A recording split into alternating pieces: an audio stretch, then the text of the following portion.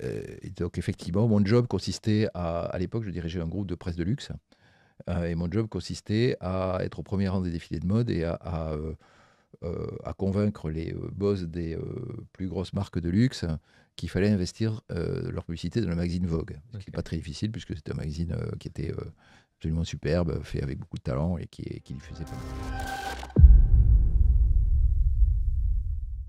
Alors bonjour Didier, bienvenue sur le Média Origine. Est-ce que tu peux nous dire qui tu es et qu'est-ce que tu fais?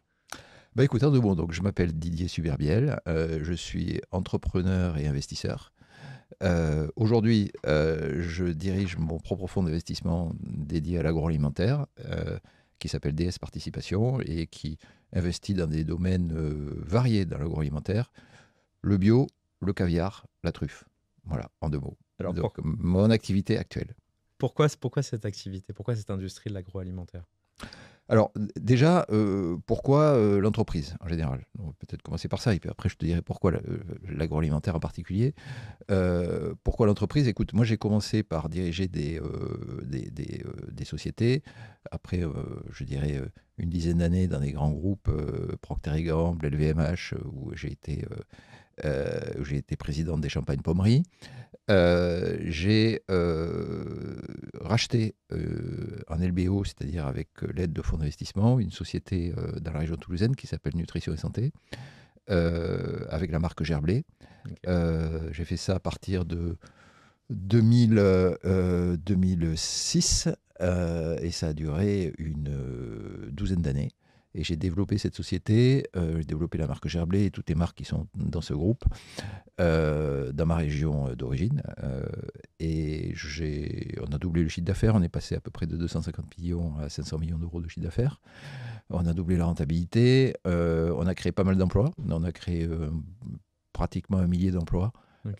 pour la plupart dans la région.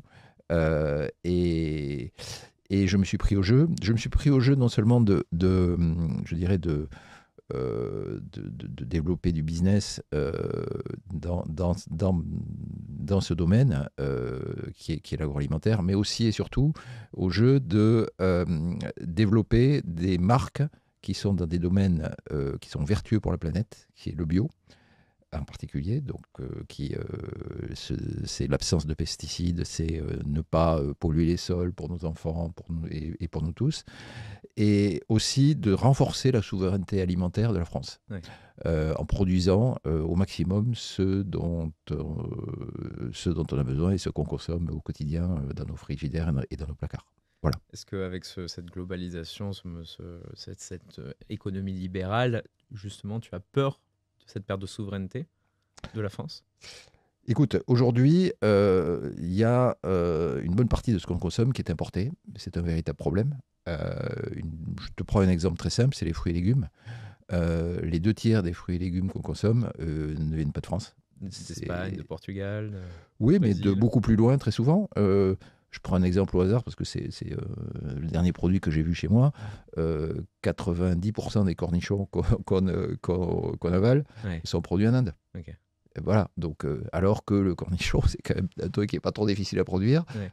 qu'on produit classiquement chez nous, ben non, il faut qu'on vienne les chercher en Inde simplement parce que l'économie telle qu'on la connaît aujourd'hui hein, fait que tout ce qui importe, c'est le coût, et que le cornichon indien, il est 4 fois moins cher que le cornichon français. Bien sûr. Et donc, le consommateur étant obsédé par son pouvoir d'achat, ben, il préfère, et pas informé d'ailleurs, il préfère consommer du cornichon indien qu'on lui présente que le cornichon français qu'il pourrait consommer. Et c'est un véritable problème. Alors, on parle là de ça, mais on pourrait parler de beaucoup d'autres sujets. La confiture de fraises que tu consommes, je suppose, tu as une confiture de fraises bio chez toi. Tu as un joli drapeau français produit en France. D'accord. Il y a 9 chances sur 10 que cette confiture de fraises, elle soit faite avec des fraises polonaises, Ouais. équeutées au Maroc, et qui reviennent dans une usine française Ouais. pour être transformées en confiture avec un joli drapeau français. Ouais. Est-ce bien normal? Ouais. D'accord. Il Est-ce y a, bien il y a un normal? flou juridique autour de ça, hein. Alors, il y a un flou juridique, mais de toute façon, le consommateur, même si le consommateur le savait, je ne suis pas sûr qu'il changerait d'avis. Bien sûr. Parce que la confiture de fraises faite à partir de fraises françaises, elle coûte à peu près 5 euros le pot, alors que la confiture de fraises bio polonaise est cotée au Maroc, elle va coûter 2 euros de moins. Donc, à partir du moment où le consommateur n'acceptera pas de dépenser ces 2 euros de plus pour, je dirais, faire vivre l'agriculteur français, le problème ne sera pas résolu. Donc, le vrai problème, en fait, il est entre nos mains à tous, consommateurs. Acceptons de dépenser un peu plus pour une alimentation saine, équilibrée et qui fait vivre nos agriculteurs, et au détriment, bien entendu, d'autres besoins divers et variés qu'on peut avoir. C'est une question d'arbitrage pour les consommateurs. Alors certes, il y a un problème de pouvoir d'achat probablement général, mais il y a surtout une question de choix d'achat. Est-ce que tu connais, Pierre, la composition des 10 produits les plus vendus à supermarché? Je ne saurais te dire. Alors, just a guess, vas-y, devine. J'imagine des colorants, des conservateurs, si on en vient à ces éléments-là. Alors, du gras, du sucre, des microplastiques. Oui. D'accord. Simplement, dans les 10 produits les plus consommés en supermarché, tu as 3 références de Coca-Cola, une référence de Ricard, une référence de whisky, des eaux minérales en bouteille dont tu n'as absolument pas besoin parce que tu pourrais très bien consommer l'eau du robinet qui est excellente. D'accord. Du Nutella, évidemment. Bon. Donc, ces 10 produits les plus consommés en supermarché en France, aucun d'entre eux ne se retrouve dans le frigo ou le placard de quelqu'un qui fait attention. D'accord. Donc, si tu veux, le consommateur pourrait réellement se dispenser d'acheter des produits qui les empoisonnent. D'accord. Un autre exemple. 1 milliard d'euros, c'est le poids... 11 milliards d'euros, c'est le poids du bio en France. 11 milliards d'euros. C'est le poids du bio en France. 11 milliards. 24 milliards, c'est le poids de l'alcool et du tabac. En 2 mots, les gens dépensent 2 fois plus d'argent pour consommer des produits qui les empoisonnent que pour consommer des produits qui pourraient leur faire du bien. Bien sûr. D'accord. Donc, au bout du bout, certes, bien évidemment, il y a un problème de pouvoir d'achat en France, et en particulier, effectivement, je ne parle pas forcément des classes sociales les plus défavorisées, pour qui boucler les fins de mois est extrêmement difficile, et pour qui consommer des produits pas chers est une obligation. Je parle du 80% de gens qui ont le choix. D'accord. Et ces gens qui ont le choix, pour beaucoup, font aujourd'hui le choix, d'accord, conscient ou pas conscient, mais en tout cas, ils ne se posent pas forcément la question, et c'est un problème, de ne pas encourager des produits qui sont vertueux pour la planète. Bien sûr. Et ça, c'est un véritable problème. Il ne s'agit pas de remplacer les produits qui sont importés, mais peut-être de mettre davantage en avant les produits qui sont faits en France. Un autre chiffre, 95% des produits alimentaires consommés en France aujourd'hui contiennent des pesticides. D'accord. Pourquoi ou utilisent des pesticides ou des engrais chimiques, etc. Oui, le bio représente 5% de la consommation. Donc 95% n'est pas bio. Donc 95% a utilisé des intrants chimiques, que ce soit des engrais, des pesticides, etc. Donc 95% de l'alimentation empoisonne nos sols, empoisonne nos eaux en particulier, et c'est un véritable problème. Voilà. Voilà pourquoi j'investis aujourd'hui dans le domaine du bio. Après pas mal d'années en tant qu'entrepreneur, je dirais mon objectif principal n'est pas principalement de gagner de l'argent. Mon objectif principal, c'est d'investir mon argent pour faire avancer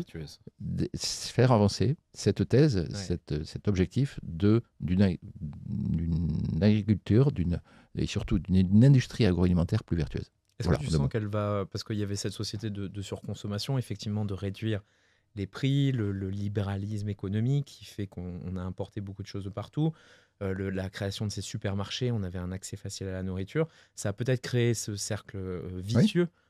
C'est exactement des pesticides, de la rentabilité, des prix les moins chers. Est-ce que tu sens qu'il y a une prise de conscience depuis quelques années et qu'on va vers un futur qui est de plus en plus aligné avec les valeurs? Absolument, je suis tout à fait optimiste pour le futur. Si je prends un simple chiffre, de 2014 à 2024, le chiffre d'affaires du bio en France a doublé. Est passé de 6 milliards à 12 milliards, pour simplifier. Donc, tu vois que sur le long terme, effectivement, il y a une vraie prise de conscience.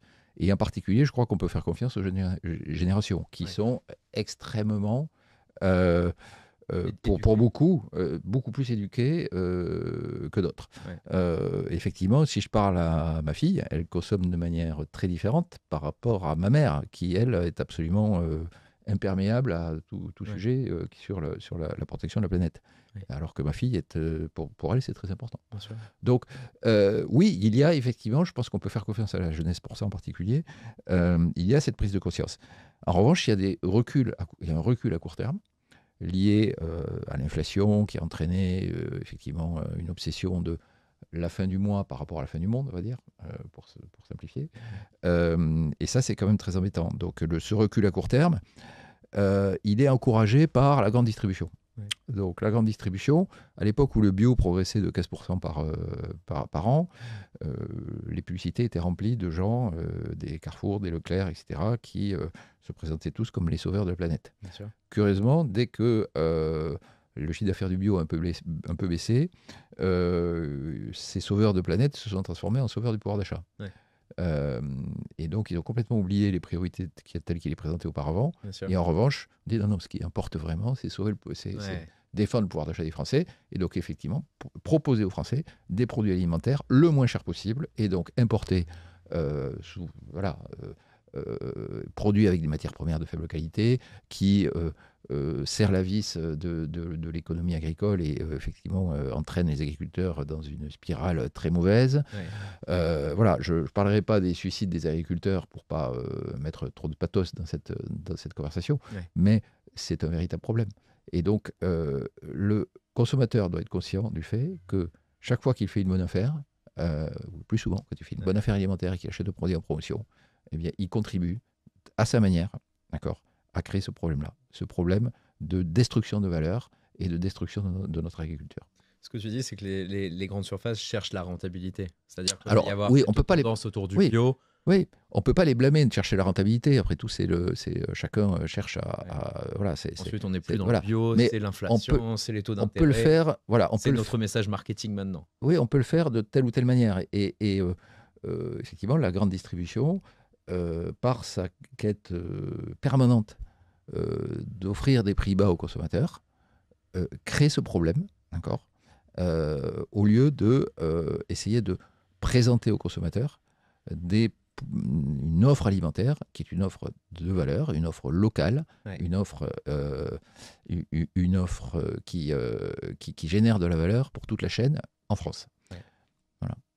Il faudrait que ces sociétés soient soumises à des conventions de responsabilité ou que les pouvoirs publics aient une influence. Oui, alors, je ne me fais pas partisan du diable, mais je me mets à la place de ces actionnaires qui cherchent la rentabilité, les dividendes. Encore une fois, ils peuvent la trouver. Ils peuvent la trouver, cette rentabilité, à condition qu'ils ne sont pas entraînés eux-mêmes, ils ne s'entraînent pas eux-mêmes vers une destruction de valeur. Et à partir du moment où vous avez un acteur qui baisse les prix, les autres sont obligés de suivre. Donc en fait, le problème, c'est la manière de générer de la valeur pour la distribution qui n'est même pas bonne pour eux. C'est-à-dire qu'à partir du moment où ils génèrent 30% de marge, ils vont gagner moins d'argent qu'en vendant des produits bio sur lesquels ils peuvent avoir 35 ou 40% de marge. Donc il serait possible pour la grande distribution de gagner peut-être plus d'argent avec un modèle économique qui ne repose pas sur la surconsommation, sur l'augmentation des volumes vendus à des bas prix. Surtout qu'il y a l'image de marque aussi. C'est-à-dire que les consommateurs d'aujourd'hui ne seront pas les consommateurs de demain. On parlait de ta fille, on parlait de moi, j'ai 30 ans. Et on est beaucoup plus sensible à ces messages aujourd'hui. Mais alors, vous, toi, ma fille, etc., peut-être vous allez moins chez Carrefour, moins chez Leclerc, vous allez plus chez Biocoop. Et c'est très bien ainsi. Parce que, par exemple, cette chaîne de magasins, uniquement bio, qui a exclu toutes les bouteilles en plastique de son offre, qui a 80% de produits locaux, voilà, un mode de distribution vertueux. Bien sûr. Et Biocoop gagne de l'argent. Donc, il est possible d'avoir des modèles de distribution alimentaire qui génèrent de la valeur et des valeurs. Voilà, c'est deux choses. Et générer de la valeur et défendre des valeurs, c'est pas incompatible. On peut le faire ensemble. Bien sûr. Ça veut dire quoi bio aujourd'hui ?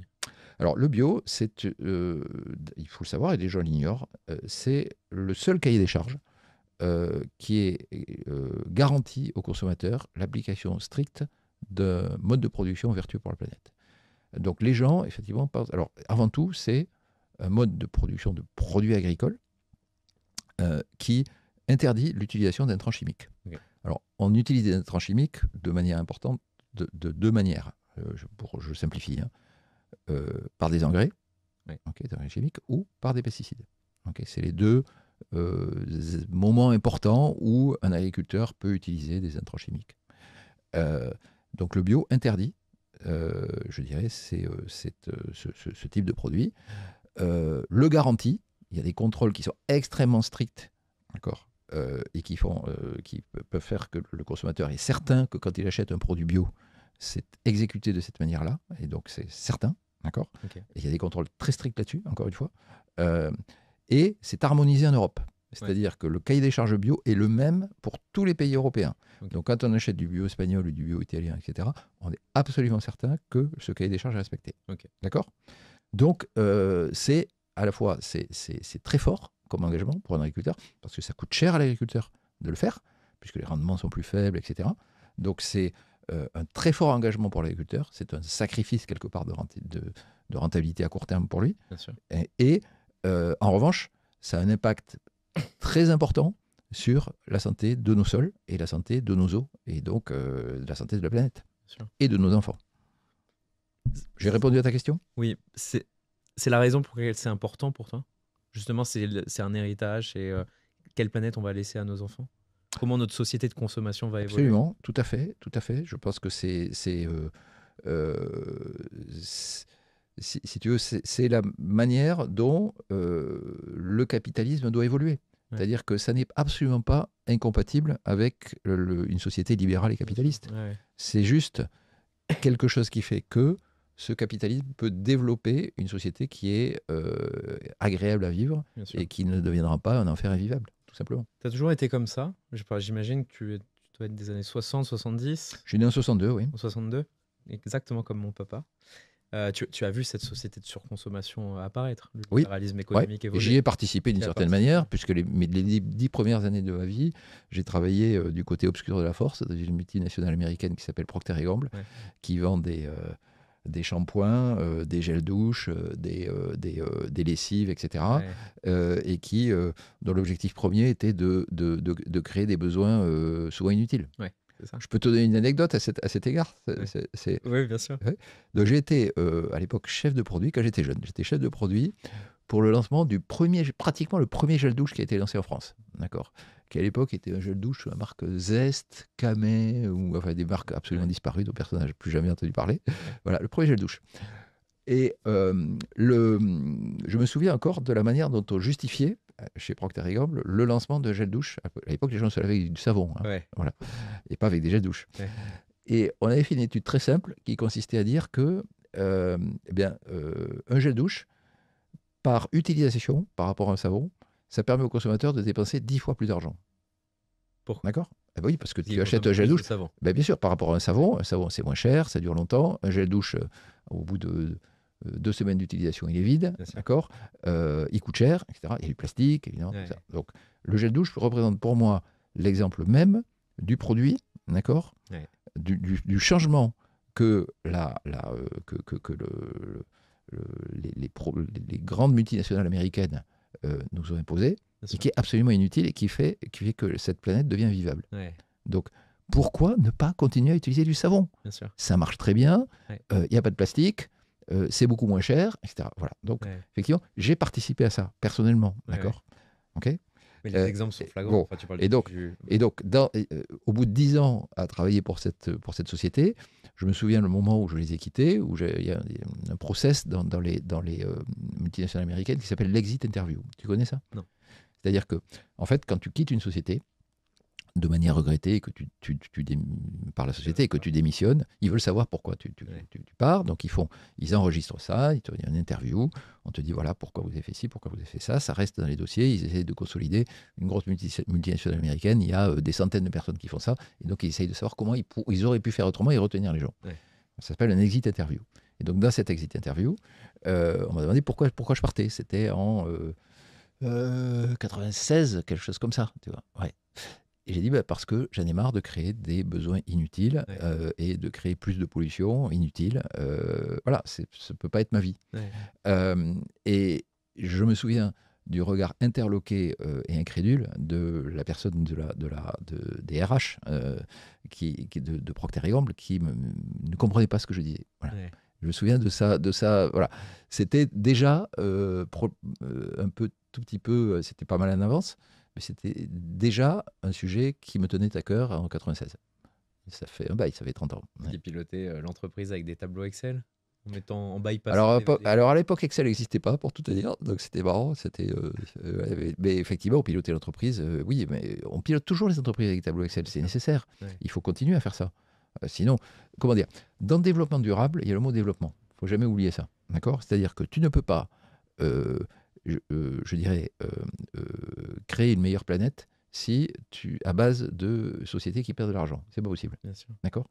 Parce que ces sociétés qui sont vertueuses, il faut bien qu'elles gagnent de l'argent pour se développer. Et pour ça, on a besoin de tableaux Excel. On a besoin de gens qui maîtrisent ça. D'accord ? Donc ça, c'est très important. Encore faut-il savoir au service de quoi les tableaux Excel sont. D'accord ? C'est toute une question de vision. C'est tout. Tout ce qui compte, c'est le pourquoi. On le voit. Hein. Enfin, je veux dire, plus que le gel douche, ça va être aussi les produits ménagers. Hein, ça pourrait être typiquement un savon de Marseille qu'on utilise pour tout. Et finalement, on se retrouve avec une dizaine de produits qui nous ont coûté 100 €, qu'on doit renouveler tous les mois. Absolument. Donc un savon de Marseille qui coûte 5 à 10 €. Tout à fait. Donc revenons au basique. Alors d'une certaine manière, je plaide pour une sorte de décroissance, si tu veux, mais de décroissance de produits inutiles, mais de croissance de produits utiles. Consommons plus de fruits et légumes frais. D'accord ? Donc ça, c'est de la croissance. D'accord ? C'est de la croissance, mais de la croissance saine. Est-ce que ce sont des valeurs qui t'ont toujours porté depuis que tu es enfant ou à travers même l'éducation que tu as reçue de tes parents, ou ça a été une prise de conscience ? Non, je peux pas dire ça parce que je peux pas dire ça parce que à l'époque les sujets se présentaient différemment. Donc c'était pas vraiment un problème à l'époque. On parlait dans les années, quand je suis né, dans les années 70, on parlait très peu de ça et on était uniquement dans le développement. Donc non, pas vraiment. C'est petit à petit une prise de conscience en étant dans le monde de l'entreprise, en étant effectivement cadre sup, en étant manager. On se rend compte des impacts de ce qu'on fait. Voilà. Et alors, il y en a qui sont parfaitement confort en méprisant tout ça et en pensant uniquement à leur chèque de fin de mois ou à leur compte en banque. Mais moi, je suis convaincu qu'on peut allier les deux. Voilà. Et on peut être successful, on peut avoir être vraiment développer des belles choses dans le monde économique sans sacrifier des choses importantes et des valeurs importantes. Voilà. C'est peut-être une question un peu naïve de ma part, mais est-ce que dans ton expérience ou dans les relations que tu as construites ou dans les sociétés que tu as portées, tu as vu justement cette mise en opposition de ces valeurs que tu communiques et des valeurs justement de l'entreprise qui cherche à faire du profit, des choses comme ça? Oui, bien sûr, comme toujours, on a vu voilà, je te parlais de cette expérience chez Procter & Gamble, voilà, c'est un exemple même, tu vois. Donc, oui, on a toujours été confronté à des gens qui s'en foutent. Ne serait-ce que hier, tu vois, je discutais avec des fonds d'investissement qui envisageaient d'investir dans ma société bio. J'avais en face de moi 2 HEC, d'accord. Moi aussi j'ai fait HEC, donc si tu veux, je ne vais pas critiquer les HEC, il y a à boire et à manger, mais j'avais en face de moi 2 jeunes HEC de la trentaine, etc., qui visiblement n'avaient rien à foutre du développement durable. Ils voulaient juste investir dans ma société parce qu'ils y voyaient une opportunité de rentabilité. Bien sûr. Et donc j'ai essayé de vérifier ce qu'ils avaient, quels étaient leurs ressorts. J'ai vu que leur ressort était uniquement financier et on s'est très vite séparés, pas très amis. Mais oui, toujours, il y a toujours des gens comme ça. Bien sûr. Il y a souvent le pourquoi on le fait. Hein. On a des valeurs qui sont vraiment ancrées dans notre action au quotidien. Il y a le côté marketing.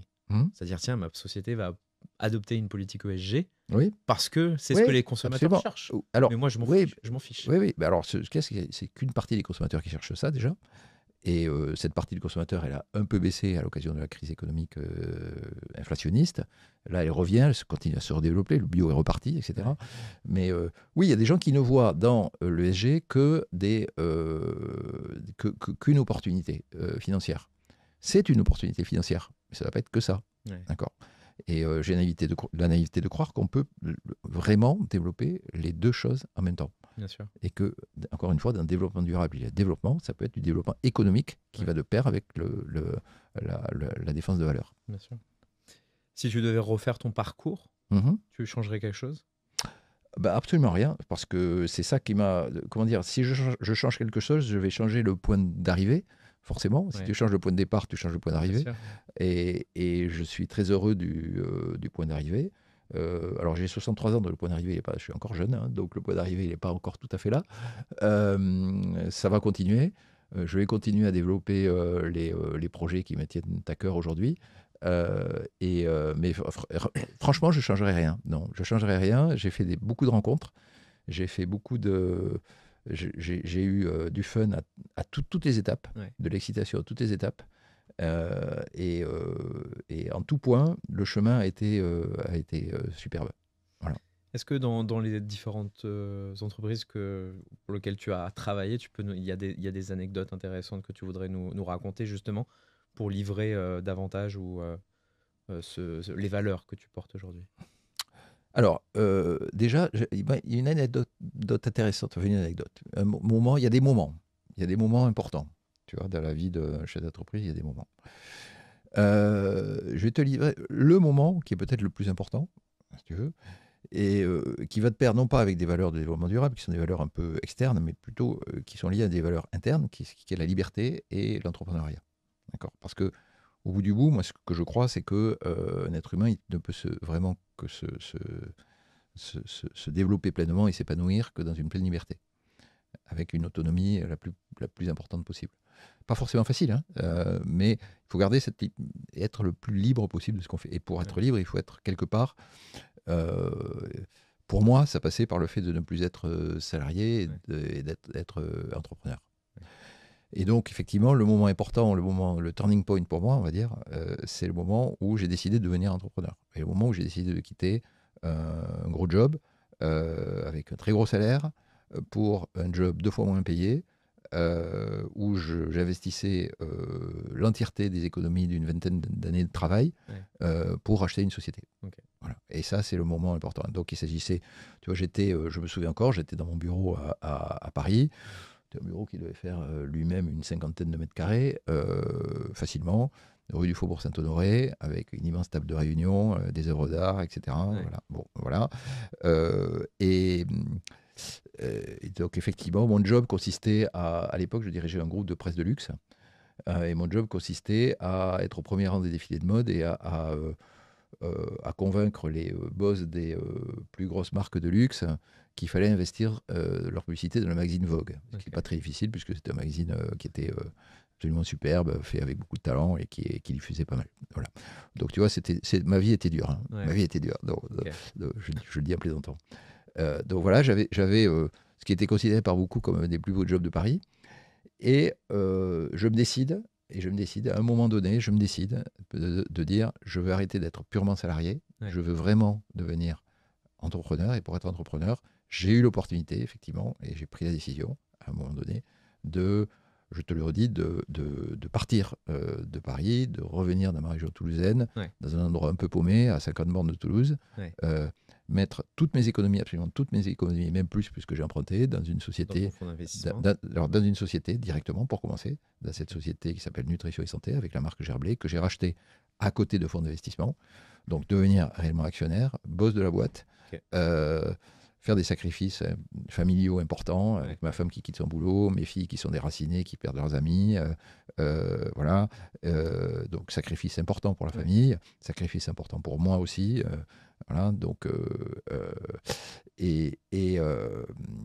voilà, et ça c'est un moment clé pour moi. C'était quoi le motto, les motivations pour passer du salariat justement entrepreneur, chef d'entreprise? Écoute, déjà ne plus avoir de boss, donc ça c'est quelque chose qui est quand même à 45 ans me semblait important. Avoir la liberté réellement de faire ce que je voulais. Tu parles de liberté financière ou géographique. Et enfin, avoir l'opportunité de devenir financièrement indépendant. D'accord. Plus dépendre d'un chèque de fin de mois pour voilà, et ne plus en avoir besoin. Voilà. Et ça, c'était mon objectif. Ok. Il y a un truc que les anglo-saxons appellent la fuck you money. Tu connais ça? Tu connais ce concept? Non. Donc, en fait, c'est être assez riche pour pouvoir dire fuck you à tout le monde. Ah oui, oui. Voilà. C'est être assez riche pour ne se soucier de rien finalement. Non, pas de rien, justement. Se soucier de tout. Pourquoi se soucier de tout? Et se soucier des choses importantes. Ah oui, oui. Se soucier des choses importantes et de valeurs que tu puisses défendre. Oui, oui, bien sûr. D'accord? Ou se soucier de rien, justement. Est-ce que je vais Oui. avoir assez d'argent pour voyager, pour me nourrir, pour me soigner, des choses comme ça? Oui, Moi, la vraie richesse, c'est ne pas craindre finalement le, oui, c'est ça. C'est ça. le lendemain. Mais finalement, elle n'est pas énorme, cette fuck you money, tu vois. Tu n'as pas besoin de beaucoup. D'accord? Tu n'as pas besoin d'être le plus riche du cimetière. Hein. Tu n'as pas Non. besoin de ça. Hein. Non, non, Tu as juste besoin d'assez pour pouvoir aller jusqu'au bout de ce que tu veux faire. bien sûr. Commencer à pouvoir défendre des projets Ok. qui te tiennent à cœur. Ok. Donc ça, c'est ce que j'ai voulu faire. Ok. D'accord? Et donc ce moment où j'ai lâché le salariat pour devenir entrepreneur, d'accord? Ça, c'est le moment vraiment, c'est le turning point. Ouais. Tu me suis? Ouais, ouais. Tu subissais les valeurs de l'entreprise et maintenant tu étais l'initiateur de Exactement. ces valeurs à travers tes sociétés. Exactement, tout à fait. Et donc ça, si tu veux, c'est comme... ça, il faut se jeter à l'eau, c'est au sens propre. C'est-à-dire, c'est exactement comme quand tu sais, il y a des moments, l'eau est à 18 degrés, Ouais. tu plonges, d'accord? Ouais. Enfin, 18 pour moi, c'est froid, donc, mais bon, pour Ouais. d'autres, c'est bien. Mais tu plonges un peu, tu plonges, tu as besoin, alors tu as besoin déjà, au début, c'est froid, tu as besoin de nager très vite, donc tu as besoin de Ouais, faire je fais beaucoup comme ça. d'efforts, d'accord, pour te réchauffer, Ouais. d'accord? Tu commences à nager, au bout d'un moment, tu regardes derrière toi, tu t'aperçois que tu as fait pas mal de chemin, c'est déjà pas mal. Tu que t'as t'aperçois plus que froid. finalement tu as plus froid, Ouais. d'accord? Et là, tu commences à profiter du bain. Et tu commences à sûr. profiter et tu peux nager longtemps. Bien sûr, c'est la D'accord. première marche qui est le plus difficile. Et le plus dur, c'est de se jeter à l'eau, d'accord? Mais il faut y aller d'un coup, et il faut, voilà, et il faut avoir ce courage, et tout le monde peut le faire. Bien sûr. Tu as subi des difficultés particulières dans le monde de l'entrepreneuriat? Oh bah, Parce que c'est c'était très importante, des évidemment. responsabilités différentes? Très importante, rien n'est facile. Et rien n'est facile. Tout est compliqué. Il n'y a pas un truc qui est facile. Ressources humaines, fiscalité, comptabilité, gestion des actionnaires. C'est des choses que tu Voilà, devais voir avant, tout non? ça, Ou de plus loin, de de plus plus loin. À partir du moment où ça ne repose que sur toi, voilà, où toutes les décisions importantes, c'est toi qui dois les endorser, donc c'est compliqué. Ouais. Donc, non, non, tout est difficile, d'accord? Rien n'a été facile, vraiment. Euh, des crises exogènes, d'accord, des crises de la consommation, des crises Ouais. économiques, etc., qui font que les gens ne consomment plus, ne veulent plus de tes produits, un manque de chance avec un incendie dans une usine, un accident du travail, tu vois, un problème de contamination alimentaire que tu n'as pas vu venir, etc., voilà, qui entraîne un retrait de produits. Qu'est-ce que tu peux avoir? Tu peux avoir un concurrent voilà, qui t'emmerde en lançant un produit beaucoup moins cher, venu de Chine, Ouais. je ne sais rien. Tu vois, euh, des, euh, des actionnaires qui ne sont pas exactement alignés avec toi, n'ont pas exactement envie de faire les mêmes choses, euh, des salariés qui voilà, sont pas forcément alignés non plus, qui te quittent alors tu voulais qu'ils restent, Ouais. des conflits de personnes aussi, tu peux avoir, qui sont liés à des égos. Les difficultés, elles sont innombrables. Ouais. Innombrables. Et vraiment. Et, ouais. Alors moi, j'ai vécu 2 aspects de ma vie où j'étais salarié pendant 10 ans et entrepreneur maintenant depuis 5 Et ans. alors? J'ai l'impression d'avoir une épée Damoclès tout le temps au-dessus de ma tête. C'est-à-dire que le niveau, c'est pas que mes problèmes ont disparu, hein, j'ai plus d'indépendance financière, c'est qu'en fait ils ont évolué. Et le champ de mes problèmes en fait est beaucoup plus large dans l'entreprise. Que ce soit des problèmes juridiques, des problèmes au niveau des RH, des problèmes au niveau de la comptabilité, des problèmes où on ne compte pas ses heures, finalement. C'est-à-dire faire du 50 à 80 heures par semaine. Ouais. C'est totalement naturel aujourd'hui pour un entrepreneur. Oui, mais tu vois, moi, je n'ai pas l'impression de travailler. Quand je dépasse 80, je passe 80 heures à travailler aussi, mais je ne travaille pas. C'est ma vie, c'est tout. Si tu veux, c'est une partie de ma vie. Et voilà, c'est tout. Il faut que ça soit une passion. Ouais, exactement. Il ne faut pas se lever le matin et se dire, tiens, qu'est-ce que je fais aujourd'hui? C'est que Ah ça non. soit naturellement. C'est ça, Je me absolument. fais un thé, un café, ok, et tout de suite, je me mets C'est ça. Ouais, au c'est ça. travail. C'est ta vie. Ouais. Comment alors, je te pose la question parce que moi, ça fait partie aussi de moi et je viens d'être papa d'un garçon qui a 3 mois maintenant. Comment tu as concilié ton engagement justement envers tes valeurs, ton entrepreneuriat et ta vie de famille? Bah, écoute, il y a des règles très simples. C'est-à-dire que donc déjà, quoi qu'il arrive, je rentrais à 8h15 chez moi, 20h15 chez moi, Ouais. et je m'occupais de ma famille, et j'ai Ok. aidé ma femme à le faire, qui travaille aussi, qui a aussi son job, sa carrière, etc. Ouais. Donc voilà, ça c'est très important. D'avoir aussi ce côté équilibré, d'avoir une femme qui a aussi une épouse qui a aussi sa propre vie de famille, Ouais. euh, mais aussi sa vie professionnelle. D'accord. Et parce que s'il y a une seule personne qui travaille comme entrepreneur et l'autre qui est là juste pour s'occuper du ménage, ça le fait pas. Bien sûr. Au bout d'un moment, j'ai vu tellement de gens divorcer à cause de ça, c'est pas possible. Ouais. Donc ce côté équilibre, si tu veux, avec deux carrières. Euh, donc pas de compromis. Au bout d'un moment aussi, j'ai eu la chance d'être bien aidé par ma femme qui a su me mettre aussi quelques barrières, hein, dire bon, écoute là, ça fait 3 week-ends où tu bosses trop, donc maintenant c'est Ouais. fini quoi. Tu vas, Ouais. maintenant on reste ensemble. Donc voilà, un dialogue, cette communication qui fait que les choses débordent pas. On arrive à les corriger quand ça déborde, mais on y arrive. On y Ouais. arrive, tu vois. Et puis peut-être aussi, j'ai une capacité à faire des choses très vite et beaucoup. Voilà, donc je travaille très vite. Je paraphrase un dicton, mais on dit que les hommes les plus successful sont souvent entourés de femmes Mhm, qui les aident en tout cas à être mhm. le meilleur d'eux-mêmes. Oui, oui, c'est vrai. Mais l'inverse, c'était vrai aussi. C'est-à-dire les femmes les plus successful sont entourées d'hommes C'est certainement. qui les ont soutenus aussi.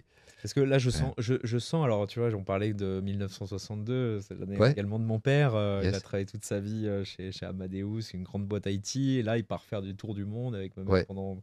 ouais. Toi, je sens que là, il faut pas te décrocher du travail encore. Oui, Que tu es encore parti pour quelques années. tu as bien senti, bien sûr, bien sûr. Ah oui, non, non, mais je suis. D'ailleurs, là, cette année, j'ai plus travaillé dans les 12 derniers mois que je n'ai fait Ouais. voilà, depuis pas mal de temps. Donc, oui. Et je suis actuellement sur des projets qui m'intéressent beaucoup. Je vais mettre ça sous forme d'opposition. Il y en a qui travaillent pour vivre, d'autres qui vivent pour travailler. Tu te places de quel Euh, côté?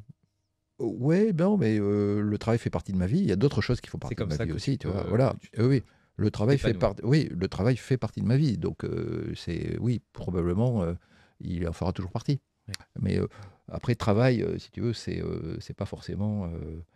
Euh, ça n'a rien de négatif. Le mot, effectivement, il paraît, et j'ai appris récemment que c'était faux, que la légende court que l'origine du mot travail, c'est le tripalium, qui est un instrument de torture. Tu vois, voilà, étymologiquement. Et puis j'ai lu récemment que c'était pas vrai, que c'était juste une légende Ouais. propagée par d'infâmes marxistes. Ouais. Voilà. Pour moi, je mets ça en parallèle avec l'action de créer de la valeur, Oui, c'est ça. finalement, Oui. ou d'apporter à la société, Mhm. à notre niveau. Tu parlais de ton fonds d'investissement Oui, agroalimentaire. oui. Je me souviens qu'une seule branche, du caviar, que j'ai jamais T'as mangé de t'as jamais caviar mangé de déjà. caviar? Ah, c'est con, j'aurais dû venir avec une boîte. Mais bon. Carrément, j'aurais Oui, apprécié. oui. Les deux autres, ce sont quoi? La truffe et le bio. Donc on a Truffe et beaucoup le bio. parlé du bio. Ouais, On peut parler, si tu veux, maintenant du caviar et de la truffe. ouais, C'est bien assez, sûr. assez amusant. C'est des Ouais. marchés assez originaux et assez sympathiques. Ok. Allez, let's Tu go. veux que je parle du Ouais, caviar en particulier? ouais. Alors pourquoi ces deux domaines d'activité? Bon, déjà, j'ai travaillé dans le luxe, j'ai travaillé dans l'agroalimentaire. Donc, si tu veux, l'agroalimentaire de luxe, c'est Ouais, l'intersection, c'est logique. ouais. Donc, je sais faire. Donc, déjà, c'est des marchés dans lesquels Tu es confortable. je suis confortable, je peux faire une différence perso. Ouais. Et le caviar, c'est un super marché, c'est un marché fantastique. D'abord, c'est un produit assez noble, évidemment. Et puis, c'est un produit dans lequel la France excelle. On a créé les plus belles piscicultures d'esturgeon. Elles sont françaises. Ok. D'accord. À l'origine, le caviar, c'est un produit qui est un produit qui vient de la pêche d'esturgeon, en particulier dans la mer Caspienne, ce qu'on appelle le caviar sauvage. D'accord. Donc, effectivement, tu pêches les esturgeons, tu retires leurs œufs et tu fais du caviar. Dans les années 90, après la chute du mur de Berlin, donc la mer Caspienne a été complètement surpêchée et polluée. Et donc, et partout dans le monde, les esturgeons ont été surpêchés. Il n'y a plus d'esturgeons sauvages, et la ressource s'est tarie. L'esturgeon il est devenu interdit de pêcher les esturgeons, et l'esturgeon est devenu une espèce protégée. Donc, disparition totale du caviar dit sauvage. Ok. Donc, le caviar sauvage doit donc être remplacé par du caviar d'élevage. Donc, on crée des piscicultures, on élève les esturgeons, et on utilise ces esturgeons pour faire du caviar. Ok. D'accord. Donc, le marché a complètement décru dans les années 80-90, et là, il remonte. Il remonte, il n'est qu'au 10e de ce qu'il était quand il était très très important, mais il remonte grâce à la création de caviar, d'élevage. Sauvage. D'élevage. D'élevage. Ok. Euh, C'est-à-dire le marché s'est décoté, le marché a baissé en volume. le produit a Il y avait baissé pratiquement plus de caviar à la fin des années 80. Il n'y en avait plus, on n'en produisait plus. Et là, grâce au caviar d'élevage, ça remonte. Et aujourd'hui, le marché doit faire 700 tonnes. Il était monté jusqu'à 3000 tonnes dans les années 80. Il a baissé quasiment à zéro. Et là, grâce au caviar d'élevage, il remonte à 700 tonnes, à peu près 700 tonnes de caviar. Donc il pourrait faire encore x4, si tu veux, pour arriver au niveau où il était dans les années 80. Parmi ces 700 tonnes, 60% de la production mondiale, c'est la Chine, avec un caviar de faible qualité et très peu cher. Le dumping, c'est l'acte de produire à bas prix pour, je dirais, s'assurer une part de marché importante. Ouais. Donc les Chinois, comme partout et comme sur tous les produits, sont très forts pour ça. Donc le Parti communiste a investi et voilà, le caviar chinois a envahi la planète, mais par bonheur, il n'est pas... les voitures. Voilà. Par bonheur, il n'est pas de très bonne qualité. Et donc, nous, il y a deux pays qui résistent et qui ont créé des très belles piscicultures, la France et l'Italie. Et les plus belles, elles sont en France. Donc, il y a 3 piscicultures importantes en France. Il y en a une du côté de Bordeaux. Et puis, il y a 2 piscicultures du côté de Périgueux, sous la marque Prunier, sous la marque Caviar de Neuvic. Et moi, j'ai investi dans ces 2 sociétés. Et je suis actuellement président de la société Prunier. Voilà, qui est la plus grosse pisciculture en termes de taille, qui fait à peu près une vingtaine de tonnes de production de caviar en Dordogne, à côté de Périgueux. Voilà. Le poisson qui crée le caviar, excuse-moi. L'esturgeon. L'esturgeon, c'est un poisson de mer? Alors, c'est à la fois un poisson de mer et d'eau douce. Il est comme le saumon, c'est-à-dire qu'il peut vivre dans la mer, mais il est frais, c'est-à-dire qu'il se reproduit dans les rivières qu'il remonte. D'accord. Okay. Donc plutôt en eau douce. Donc, il naît en eau douce, il va dans la mer, et il remonte ensuite pour se reproduire à l'endroit où il est né. Incroyable. Pourquoi on en fait toute une... Je vulgarise le mot, toute une montagne de ce caviar? Parce qu'il est rare. Qu'est-ce qu'il a de particulier? Parce qu'il est rare. C'est comme les tulipes aux Pays-Bas? Alors oui, sauf que les tulipes aux Pays-Bas avaient atteint... voilà, c'était de la spéculation. Les tulipes, tu pouvais les garder, c'était des plants de tulipes, tu pouvais les garder et les revendre. Ouais. Là, le caviar, tu l'achètes, tu le revends pas, tu le manges. Voilà, c'est autre chose. C'est un produit plutôt de consommation ostentatoire, si tu veux, oui, c'est vrai, mais qui a sa noblesse et qui a, je veux dire, ses différences, ses goûts, etc. Ouais. C'est pour un produit qui est très intéressant gustativement. Ouais. Okay. Ouais. Et ensuite, tu parlais de la truffe. Oui, absolument. Troisième verticale, la truffe, donc effectivement. Toujours dans un contexte de produits nobles. De produits. La frontière entre le luxe exactement, et l'agroalimentaire. Exactement. Donc là, la truffe, c'est un marché plus compliqué. Donc j'ai racheté 2 petites sociétés de truffes que j'ai fusionnées avec un très bon manager, une très bonne manager qui s'appelle Laurence Roland et qui m'accompagne dans cette aventure. Okay.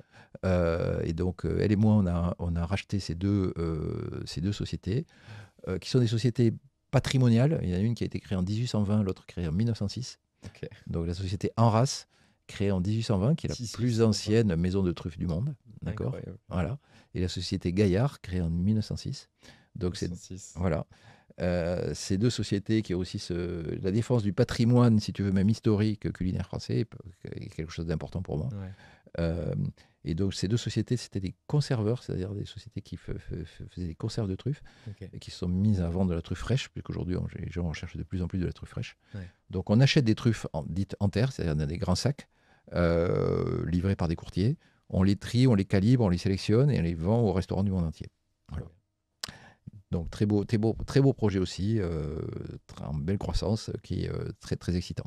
L'objectif aujourd'hui de ton fonds d'investissement, c'est-à-dire d'utiliser ton argent, tes capitaux, oui. Pour pouvoir venir financer ou aider des entreprises qui portent tes valeurs.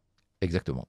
Et donc, que ce soit la défense de notre patrimoine historique, culinaire ou de cuisine, la défense de la souveraineté alimentaire française, donc le caviar français par rapport au caviar chinois, la truffe française par rapport à la truffe chinoise, okay. Et où la défense, effectivement, par le bio, d'un mode d'agriculture plus vertueux. Et c'est sous la forme d'une holding que cette société prend forme aujourd'hui? Oui, oui, c'est une société de participation voilà, Donc, qui investit dans différentes sociétés. donc elle est actionnaire de différentes sociétés. C'est ça, exactement, aux côtés de fonds d'investissement, puisque moi je peux investir quelques sous, mais les projets sur lesquels j'investis sont souvent assez ambitieux et ont besoin de financement complémentaire que je vais chercher auprès de gens qui me font confiance, que ce soit des amis qui peuvent investir à mes côtés, des fonds d'investissement aussi, qui partagent les mêmes valeurs que moi. On peut parler de stratégie de rentabilité de ta société, ça te va? Je te mets entre parenthèses. La rentabilité, voilà, encore une fois, c'est une condition du développement. Donc, on va chercher des rentabilités voilà, qui sont plus faibles probablement que celles de fonds d'investissement. Voilà, on ne va pas chercher du x3 en 2 ans, hein, donc on ne fera pas ça. On prend aussi moins de risques, parce qu'on est quand même sur des marchés qui sont plus résilients que les marchés de la tech. Ouais. Donc, c'est moins risqué.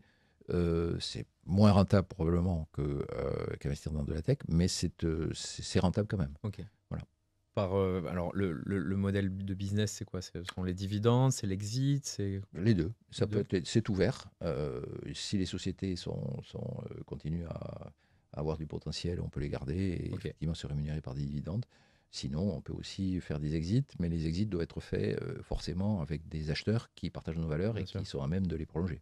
Et toi, dans ces sociétés, tu participes aux assemblées générales, conseils d'administration? La plupart du temps, je suis chairman of the board, c'est-à-dire que je suis président du conseil d'administration et mon rôle principal, c'est de guider la stratégie, les acquisitions éventuelles qu'on peut faire, aussi de choisir le manager, de le guider, de le motiver, etc. Donc on est dans une vraie holding active qui apporte un vrai soutien opérationnel à ces sociétés filles. Bien entendu. Bien entendu. Il ne s'agit pas juste d'être sleeping partner. Quels sont les futurs projets? Qu'est-ce qu'on peut te souhaiter de meilleur? Alors là, j'ai une assiette bien remplie hein, avec tout ce que j'ai. Voilà, j'ai une dizaine de participations. J'ai pas mal. Voilà, c'est compliqué de jongler entre les différents projets. Le projet le plus intéressant aujourd'hui, c'est la renaissance de Caviar Prunier. Je dis renaissance parce que c'est une société. Le restaurant Prunier a été créé en 1924, lui aussi, c'est une société patrimoniale. Et donc j'ai pris la présidence de cette société il y a 6 mois. Et donc je suis encore en plein dedans, en plein dans les processus de restructuration, de changement, de redéploiement de la société Prunier avec une stratégie qui doit être partagée avec les actionnaires. Donc là, ce qu'il faut souhaiter avant tout, c'est le succès de ce projet qui est un projet ambitieux. Super. Est-ce que tu as un dernier mot à faire passer, un dernier message? Oui. Avant de conclure cette interview. Moi, je dirais le message il s'adresse plutôt aux gens qui nous écoutent, qui sont des consommateurs d'agroalimentaire. J'aimerais à tous leur dire consommez mieux, faites attention à ce que vous achetez, achetez français, achetez bio si vous pouvez. Voilà, mais achetez de la qualité, cuisinez vous-même des matières premières, mais si vous devez acheter des produits manufacturés, n'achetez pas de produits qui viennent de grosses multinationales américaines. Faites attention de savoir où ça vient. Faites attention quand vous achetez vos cornichons qui ne viennent pas d'Inde, voilà, par exemple. Et c'est pas facile. Voilà le message. Très bien, merci beaucoup Didier d'être venu et d'avoir participé à ce podcast. Merci Pierre.